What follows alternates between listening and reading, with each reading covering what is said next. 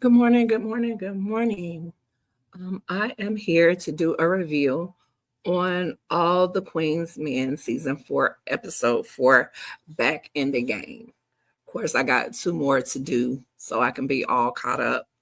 But on this particular episode, well, all things in the video are alleged. They are for entertainment purposes only. Please like, comment, and subscribe to the channel. Madam gets arrested. She gets arrested and booked. And of course, when she's on her way to the back to get, taken to a cell, her lawyer shows up and he tells her not to make another step. Detective Davis is like, she's under arrest, she's going to the back or whatever the case may be. The lawyer said, she has made bail. So she is essentially free to go at that particular time. And Madam says, uncuff me, bitch. So, of course, her and Detective Davis, they have the back and forth as normal. She tells her that, her breath is stank. It smells like ass because evidently she enjoyed, or she heard that she has enjoyed eating Doc's ass. And so, she's like, it's fine, all well and good, because with the evidence that she has on her, she will be arresting her again soon, and she's going to make it stick. So next we'll see where Doc is still worried about this shirt. I blame Doc for everything that's going on with this shirt because, one, after you mistakenly killed, or should I say unalived, old girl, you should have got rid of the evidence then, but you didn't. You kept the shirt like a fool. And then you started screwing the detective. What made you think that detective just wanted your dick? That lady has been trying to get Madam for the longest, and you thought your dick was that good. Come on, Doc. Come on now. You know better than that, or you should. Or was it that you thought your dick was that good, or was her coochie that good? But either way it go, him and Midnight was talking about the shirt because Madam had just gotten the shirt back for him. So now he's trying to figure out what to do with this shirt. Next scene, we will see Rayshawn. He's talking to Trouble. And, he's talking about the fact that Madam got arrested and he's worried about her. Trouble, of course, doesn't want to hear it. And, she asked him if he's the president of her fan club. And he said he would be. Trick. He said he'll be the president of her fan club. He don't care. However, Trouble is on edge because she has an unalive champ. And because basically Madam let her know it was either Champ or her.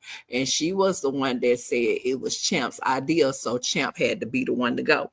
So, she took him out, even though I thought Champ was a punk for letting her take him out. But hey, who am I?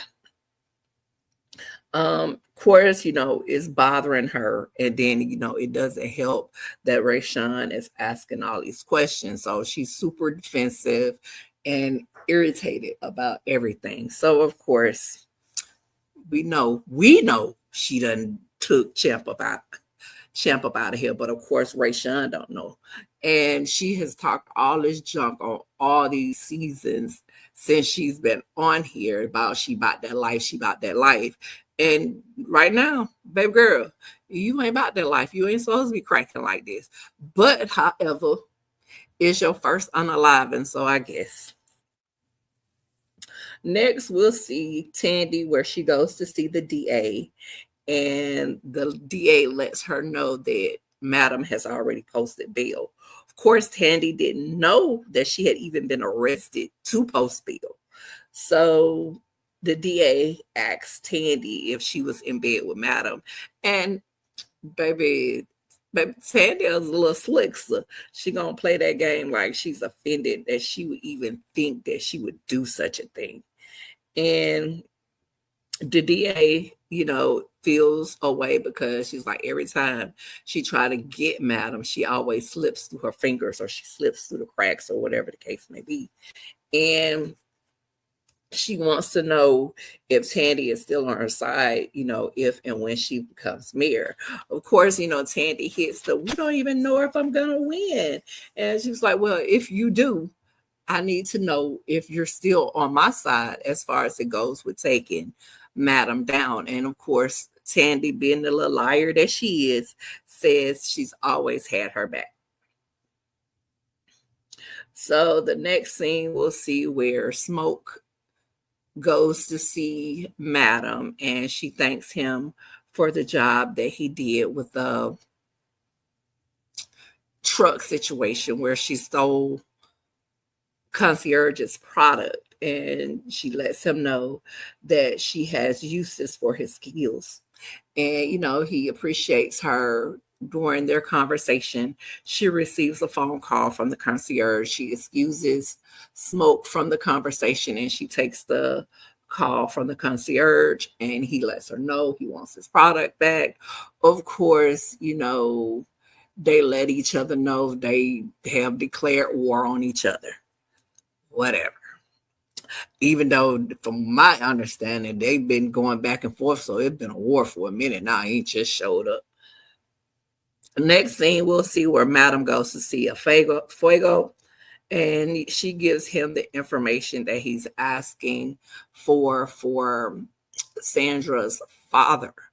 If everyone remembers, they know Fuego's ex-girlfriend came to see Fuego, or she tried to get him, out of the strip club and all of that. But Madam needed something on Fuego, so they unalived Sandra and made Fuego think it was him, of course.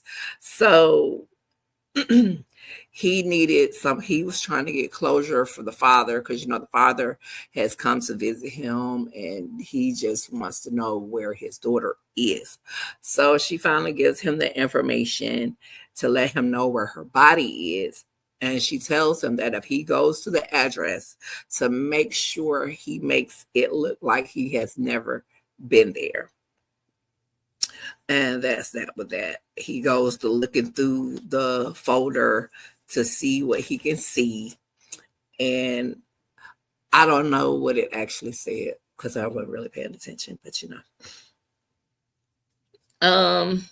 next we'll see where Tandy and Face are at her house, and they're looking at the results of the mayoral race as of right now.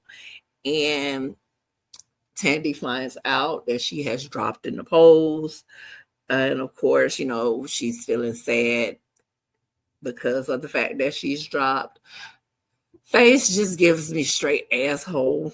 Don't get me wrong, I don't like Tandy either, but Face was being an asshole in this situation because she was sad about the situation, and they was talking about, she dropped in the polls. And when they said that, then he was like, speaking of polls, now he want her to suck on his little pole. And she was like, she wasn't interested in that right then, because this was important to her. And he was talking about, next thing they said something about arouse or something. And she was like, of course, speaking of arousal, he stands up talking about he's gonna go get in the sauna or wherever the heck he said he was gonna go. But instead, he stands up in her face, pull his little underwear down. Of course, Tandy immediately go to sucking on his little Peter Man. So there's that. The next scene, we will see where Fuego calls and leaves anonymous tip on where Sandra's body is.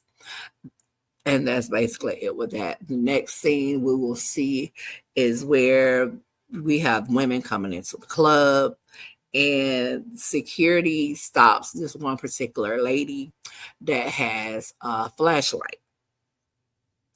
And the dude takes the flashlight from her, and she was like, okay, now what?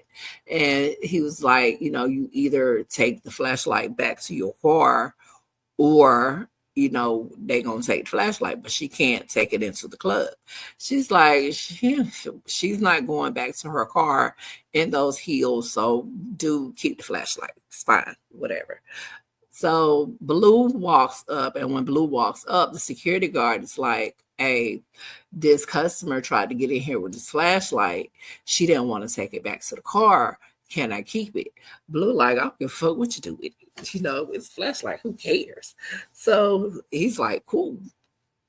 Next, we see, if anybody watches Country Wayne and been following his skits, Dominique, that plays as Mike's business partner, ex-love interest, whatever the case may be, she makes an appearance right here where she's I guess Dom knows Dom. Well, her name is something Jazz, I think, in this episode. But she's there because she wants to have a private party, and she was interested in some of the guys. And Madam lets her know, she can get whoever she wants. And of course, she's like, well, if I'm paying for this private party, then, I don't want to just want to look at them. I want the full thing. I want to have sex. Well, that ain't what she said, but that's what I'm going to say, because she said she want to fuck. So Madam's like, it's whatever. It's all within reason. Just, it's on the table. Just let her know what she wants. So she says she's going to go around to look to see who she wants. Of course, she runs up on Amp. And while she's talking to Amp about, this private party, Dime is looking and watching, of course. And Amp, well, as we know, if you've been watching all the Queen's Men, Amp has never really been about the private parties. He's never been on that. Now, Midnight and Face are normally the ones that's all for that. Amp ain't never really been for that anyway, so it wasn't a big surprise that he declined it. It wasn't for me, but evidently homegirl got in her feelings. She gets mad, tells him, you ain't all that fine anyway, then goes back to Dime, and she's like, Madam says I can have anybody I want. And dude just turned me down like she ugly or something. So Dime is like, you can have who you want, but it's also up to the dancer's discretion. You can't make a dancer want to come dance if they don't want to dance, basically. So she lets her know that, you're beautiful and everything. Then she pulls, as she was talking, Big D came through, and she grabbed Big D, and she was like, she wanted to get her to meet Big D, and that they don't call him Big D for nothing. He might be Big D, but he 2 second Big D, or even, is he even 2 seconds? Girl. Anyway, the girl that Midnight been, screwing, boning, banging, or whatever, he catches her in the guy's locker room, and she's like, it's not an issue that I'm back here, is it? And of course, he's like, he wasn't surprised, and he doesn't question it. But he asks her if she had any fantasies, and homegirl says she has a rape fantasy. I don't know who has a rape fantasy. Well, I guess her, but whatever. And he's like, she doesn't want to do it there.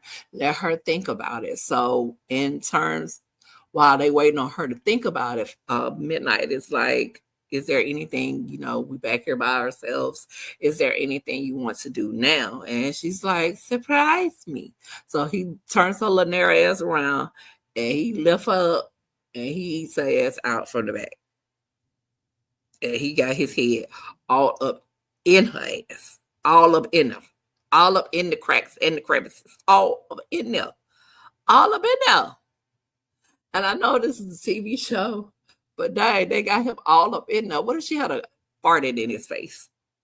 But hey, I digress. The next scene, of course, is the guys doing their dance, because they got to do a dance on stage at least once. So they're on stage doing their dancing, And the next scene we will see is the new guy, Quincy, that we saw that made Amateur the last episode. And he's in the guy's locker room and he steals Babyface's underwear. Of course, Trouble walks in and she catches him in there, and she's like, "What are you doing in here? What are you stealing? What did you take?" And he's basically like, "Look, this ain't got nothing to do with you. I ain't stealing that from you. This ain't got nothing to do with you." And she was like, "You shouldn't even be back here. This the VIP locker room." So homeboy said, "Then you shouldn't be back here either," which is true. Because, like he said, you're an amateur just like I am, which is true. So of course she tried to see what he got. Then she finds after she pulls on him a little bit, she sees that he has Face's underwear, and he tells her, "You stealing some nasty some some dirty underwear." And he was like, "You got your vices and I got mine." So she's like, "My vices, my issues, or whatever it is that I have going on ain't got nothing to do with this right here, because you just nasty." So of course, he tells her to mind her business and he leaves. Still takes the underwear with her. So after that, we will see where Trouble goes to see Madam, and she wants to know if she could dance with the VIP now that she took care of Champ for her. Madam lets Trouble know, "You didn't take care of Champ for me. You took care of Champ for you because you knew that it was either you or Champ. That's the reason you took care of him. But you don't come in here asking me, can you get a raise, when you were the one that fucked up in the first place." So basically she shut her down. So you ain't getting no raise. Just keep doing your job. When you ready to move up to the VIP, I'll let you know. And then she kicks her out, basically, for the most part.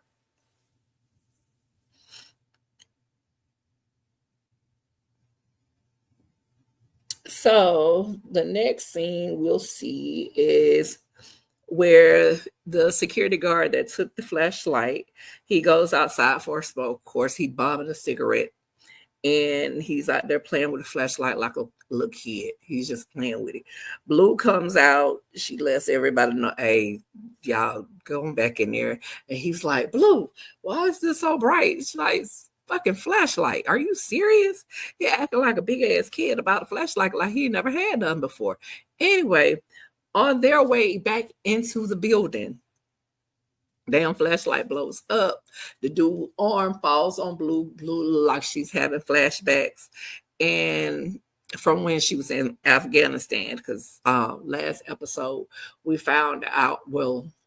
Last episode we saw where a girl came from that she used to be in the military with. So she starts having flashbacks of when she was in the military. But for me, with this particular scene, they saying this dude whole body blew up because the arm was still on Blue. But if the body blew up, I didn't see no blood.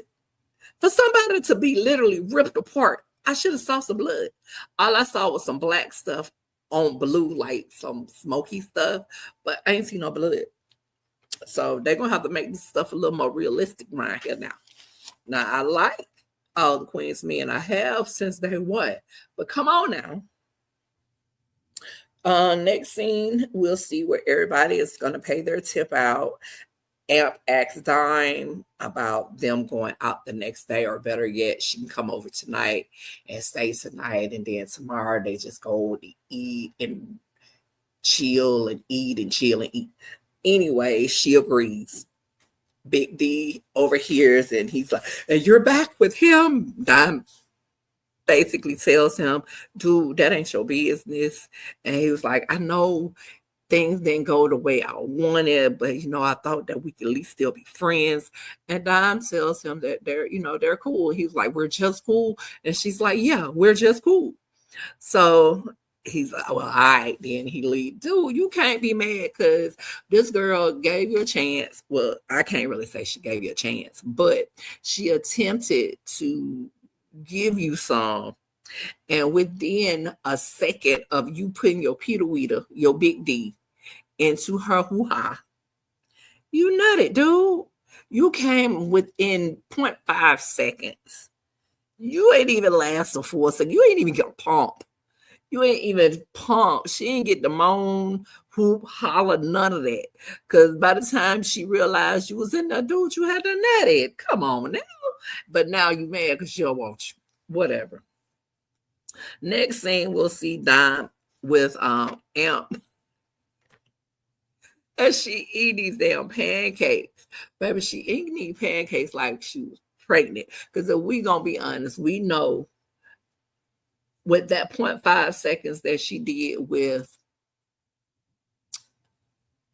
Big D, 2-second D, 5-second D, half a second D. That little time that she did with him, the condom broke and a little bit went up in her. Of course, they would try to portray this as old girl pregnant. I hate that for her, but it looked like that's gonna be the way they're gonna run this thing because them pancakes wasn't that good. She eating them pancakes like she didn't have a pancake a day in her life. So whatever. Amp is, rushing to leave, and Dime gets a little paranoid, and she wants to know, you said we was gonna chill and hang out all day. Where you rushing off to? So he lets her know that, he's going to AA, and she asks, she was like, okay, what, cool. You go do that. And then she asks, can she snoop around his place? He lets her know. He reminds her of what happened the last time she went snooping. So she said she wasn't going to snoop. I don't know how true that is because Diane probably still was snooping, but she said she wasn't going to. Anyway, he leaves, and that's that. The next thing we'll see is where Doc he starts a fire in this trash can where he's getting ready to burn up the shirt, and I'm sick of this shirt, but we not through with this shirt. Anyway, he lights the fire. He goes into the evidence bag to burn up the shirt. Find out it's the wrong shirt. Doc, I blame you. I don't blame nobody for this but you. And then we're going to see in the next scene where Madam has Tommy steal the ballot box. So, of course, they can rig this election for Tandy. The next thing we'll see is where Sandra's father goes to see Fuego. He lets him know about the updates on the case, and he lets them know that they found her body, and it was because of an anonymous tip. And, he starts crying, talking about the things that they did to her body, and he can't have an open casket funeral. And Fuego, of course, asks what did they do. He said he can't say, but they advised him not to read the autopsy and stuff like that. So Fuego tries to console him. Next scene we'll see is where the concierge is supposed to be going to this gala. He goes to the door and he can't get in. And he was like, you don't know who I am. And he's like, I know exactly who you are. Your clearance has been revoked. So he's not able to get into the gala. He turns around, goes back to the car.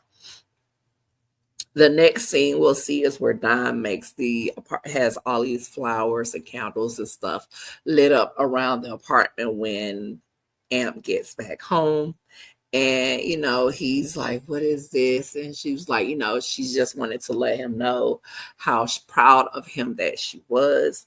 And he said, no one has ever done anything like that for him. No girlfriend that he's ever had has ever done anything like that for him. And she lets him know that, she wants to be his girlfriend again. Of course, he's like, he didn't want to read more into it than what it was. And she's like, she didn't want to lead him on, but she does want to be his girlfriend again. So as of that, they are officially back to being together. I feel like since they are going to be officially back together, I think she needs to let him know that she had that half a second with Big D. 2-second D. Half a second D.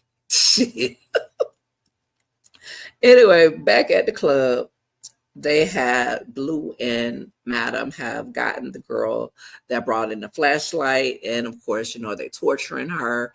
They got this thing that's squeezing her head together every time she doesn't answer, they make it tighter and tighter. Of course, she's crying, and she admits that, you know, it was concierge, and she was telling her to have mercy because she needed the money. She did it because her daughter was sick, and she's like, well, your daughter is gonna be a sick orphan if you don't tell me what's going on. But in the end, the daughter is gonna be an orphan anyway. She's gonna kill the girl any freaking way.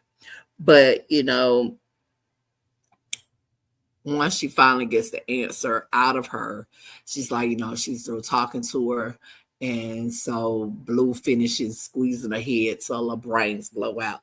And, you know, normally Blue doesn't flinch or anything when it comes to stuff like that. But since that flashback, when this happened, she went to flinching because I think, you know, all of this unaliving, you know, is starting to get to her. So next we're gonna see where we're gonna go back to Dime and Amp where they've ordered food. They heard a knock at the door. So Dime is like, you know, the food is here. He asks her to open the door, or rather to get the food. Dime answers the door and there's a woman there, and it's not the food. And the lady is like, I thought this was Amp's apartment. And she's like, it is. But who the hell are you? And of course, by this time, Amp is looking, trying to see who it is. The lady comes inside the house or right in the door where he can see her. And of course, you know, Dime has asked her who the hell she is. Amp answers and says, that's my mother. That's where this scene is, well, this episode ends. Now, for however many seasons, we have been trying to figure out who the hell Amp's mother is. Now we know this is his mother, and she's actually a sister to Madam and Carla. Obviously, she got to be a half sister or something. I guess that all of them had the same father, but different mothers. But anyway, that's where this episode ends. We have embarked upon Amp's mother. Anyway, that is it. Now I got to go sit and watch the next episode. I will talk to you guys soon. See you later.